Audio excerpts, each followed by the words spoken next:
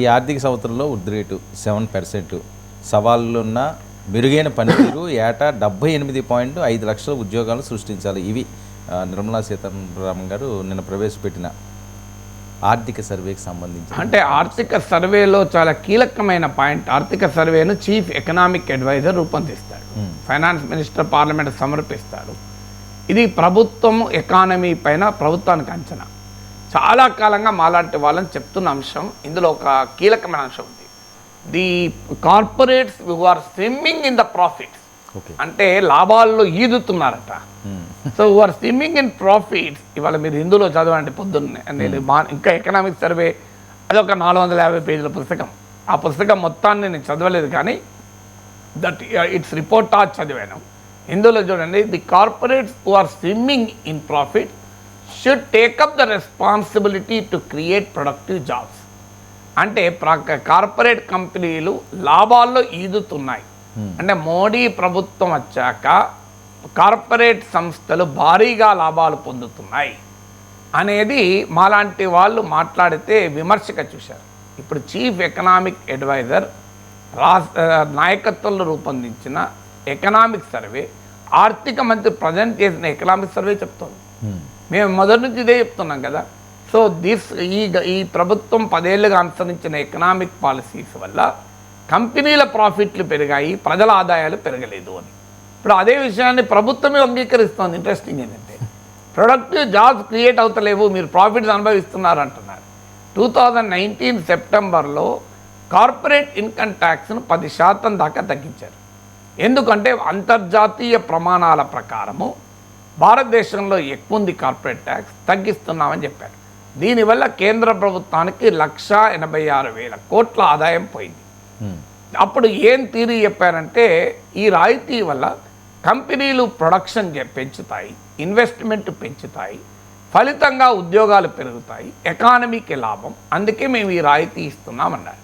ఇవాళ economic survey ఏం చెప్తోంది? కాదు, ఉద్యోగాలు క్రియేట్ చేయలేదు, ఇన్వెస్ట్మెంట్ పెరగలేదు, కంపెనీలు లాభాలు పెంచుకున్నాయని. సో అంటే కంపెనీలకు లాభాలు పెంచుకునే ఎకనామిక్ పాలసీ మోడీ ప్రభుత్వం అనుసరించింది అన్న విమర్శ ఇవాళ ఎకనామిక్ సర్వేనే చెప్తోంది. బిట్వీన్ ద లైన్స్ చదివితే వేరేటోళ్ళు చెప్పాల్సిన అవసరం లేదు, ప్రభుత్వ గణాంకాలే చెప్తున్నాయి.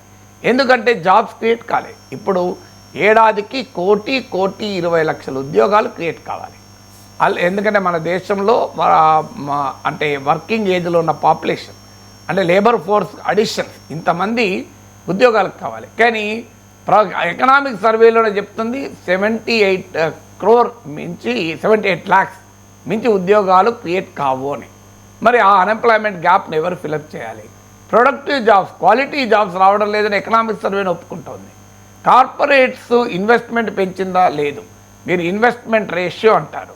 ఇన్వెస్ట్మెంట్ రేషియో మీకు యూపీఏ 10 ఏళ్ల పాలనలో 31 to 38% మధ్యలో ఉండేది. కానీ ఈ 10 ఏళ్లలో 31% మించి లేదు ఎప్పుడు. అలాగే మీకు గ్రాస్ ఫిక్స్డ్ క్యాపిటల్ ఫార్మేషన్ అంటారు. ఇవన్నీ కూడా ఉపాధి కల్పించబడుతుందా, పెట్టుబడులు పెడుతున్నారన్నదానికి ఇండికేషన్.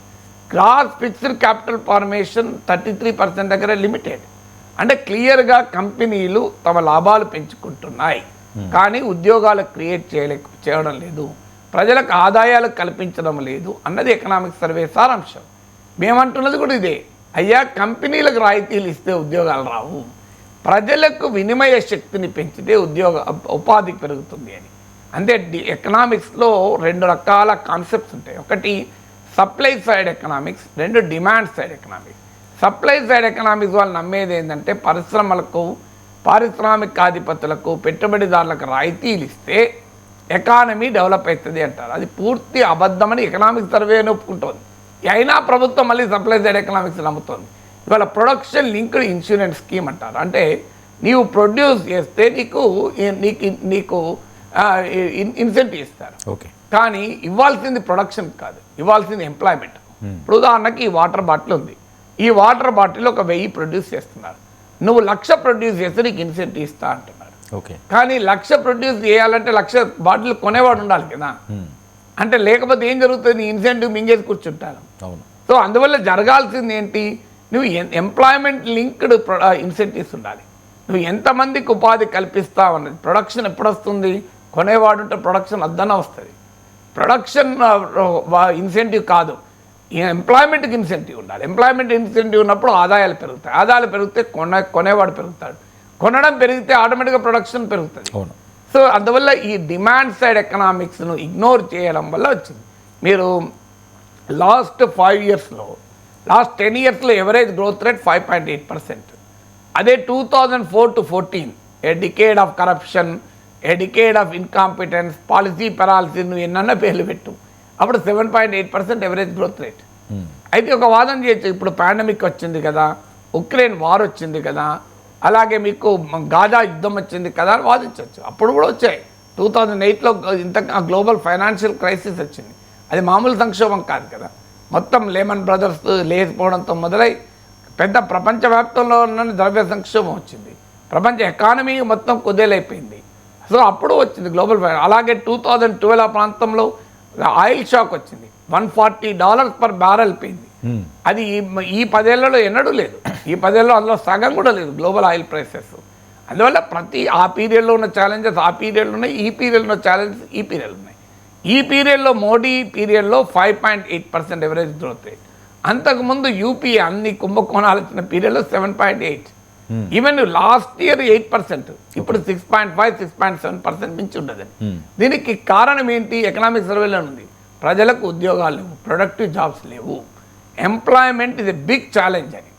సో అందుకే దానికి పరిష్కారంగా స్కిల్లింగ్ చేస్తాం, నైపుణ్యం పెంచుతాం. నైపుణ్యం పెంచాల్సిందే, కానీ అల్టిమేట్గా కొనేవాడు ఉండాలి. ఇప్పుడు ఉదాహరణకి ఈ బాటిల్ తయారు చేసే నైపుణ్యాన్ని నువ్వు పెంచు, ఈ బాటిల్ ప్రొడక్షన్ చేయి, కానీ అల్టిమేట్గా ఈ బాటిల్ కొనేవాడు ఉంటేనే కదా ఇవన్నీ. బాటిలే కొనటం లేకపోతే నువ్వు ఏం చేస్తావు? అల్టిమేట్గా ఏం చేయాలి? ఈ టేబుల్ తయారు చేసే నైపుణ్యాన్ని ఒక 100 మంది కార్పెంటర్లకు క్రియేట్ చేయి, ఫైన్, కానీ టేబుల్ కొనేవాడు ఉండాలి కదా. టేబుల్ కొనేవాడు ఉంటేనే ఆ నైపుణ్యం ఉపయోగపడుతుంది. అందువల్ల ఆ ప్రజల చేతుల్లో ఇన్కమ్ పెట్టాలి. ఇప్పుడు ఎకనామిక్ సర్వే నుంచి కైనా ప్రభుత్వం నేర్చుకొని ఈ బడ్జెట్లోనైనా not profit for the corporates, income for the people, profits over people. Unfortunately ఇప్పటిదాకా ప్రాఫిట్స్ ఓవర్ పీపుల్ నడిచింది, పీపుల్ ఓవర్ ప్రాఫిట్స్ కావాలి. అంటే కంపెనీలకు కార్పొరేట్లకు లాభాలకు కాదు, ప్రజలకు ఆదాయాలకు కావాలి. ఇది ఎకనామిక్ సర్వే చెప్పడం ఆశ్చర్యంగా ఉంది. అంటే కార్పొరేట్లు స్విమ్మింగ్ ఇన్ ప్రాఫిట్స్, అంటే అన్ని లాభాలు ఉన్నాయన్నట్లు స్విమ్మింగ్ ఇన్ ప్రాఫిట్, వాళ్ళు అద్భుతమైన లాభాలు సంపాదిస్తున్నారు. అయినా మరి ఎందుకు? అందుకే వాళ్ళు గమనించండి మీరు, కార్పొరేట్ లాభాలు సంపాదించినా కూడా వాళ్ళు income tax personal income tax కన్నా తక్కువ ఉంది. అంటే వాళ్ళపైన టాక్సేషన్ తక్కువ ఉంది, వాళ్ళ ప్రాఫిట్స్ ఎక్కువ ఉన్నాయి. అందువల్ల సామాన్యుడి చేతిలో ఆదాయం పెట్టాలి, సామాన్యుడికి ఉద్యోగాలు కల్పించాలి, సామాన్యుడికి నైపుణ్యం కల్పించాలి, సామాన్యుడికి ఆరోగ్యాన్ని కాపాడాలి అనేది ఎకనామిక్ సర్వే కూడా రైజ్ చేస్తున్న కన్సర్న్స్. లెట్ us సీ బడ్జెట్లో ఈ కన్సర్న్స్ అడ్రస్ చేస్తారా లేదు.